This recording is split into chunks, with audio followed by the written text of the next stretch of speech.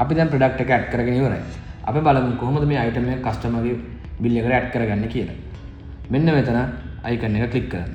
එතන තියෙනවා new sales. මෙන්න මෙතනදී බලා ගන්න පුළුවන් ඔයා ඇඩ් කරපු ඔක්කොම කැටගරිස් මම මේ වෙද්දි කැටගරිස් ගොඩක් ඇඩ් කරලා තියෙනවා. අපි ඕගොල්ලන්ට පෙන්වන්න ඇඩ් කරපු කැටගරි එක තමයි මේ කේක්ස්. මෙන්න මේ කේක්ස් වලට ගියාම අපිට තියෙනවා අපි ඇඩ් කරගත්ත අයිටම් එක චොක්ලට් කේක්. එතකොට ඔයා මෙන්න මේ චොක්ලට් කේක් එක ටච් කරන්න. එතකොට මෙන්න මෙතන කාට් එකට ඔයාගේ අයිටම් එක වැටෙනවා. ඔයාලට බලා ගන්න පුළුවන්. ඒ වගේම ඔයාලට මේ අයිටම් එක ක්ලික් කරලා ඔයාලට චොක්ලට් කේක් එකකට වඩා දෙකක් බයි කරනවා නම් දෙකක් දාන්න පුළුවන්, තුනක් දාන්න පුළුවන්. ඒ වගේ ඔයාලට අදාළ ක්වොන්ටිටි ගන්න වැඩි කරගන්න පුළුවන්.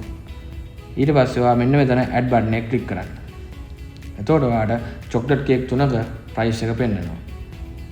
ඊට පස්සේ ඔයා මෙන්න මෙතන charge බටන් එක ඕපන්. එතනදී ඔයාලට තෝරගන්න තියෙනවා කෑෂ් ද කාඩ්ද කියලා. මම මෙතනදී කෑෂ් තෝරගන්නවා.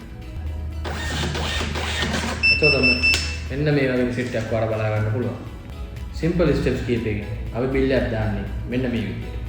මෙන්න මෙතනදී කස්ටමර්ගේ ඊමේල් ඇඩ්‍රස් එකට ඔයාලා රිසිට් එකක් සෙන්ඩ් කරන්නත් පුළුවන්. ඒ වගේම ඩුප්ලිකේට් රිසිට් එකක් ගන්නත් පුළුවන්. අපි බලමු කොහොමද රිසිට් එක සෙන්ඩ් කරන්නේ කියලා.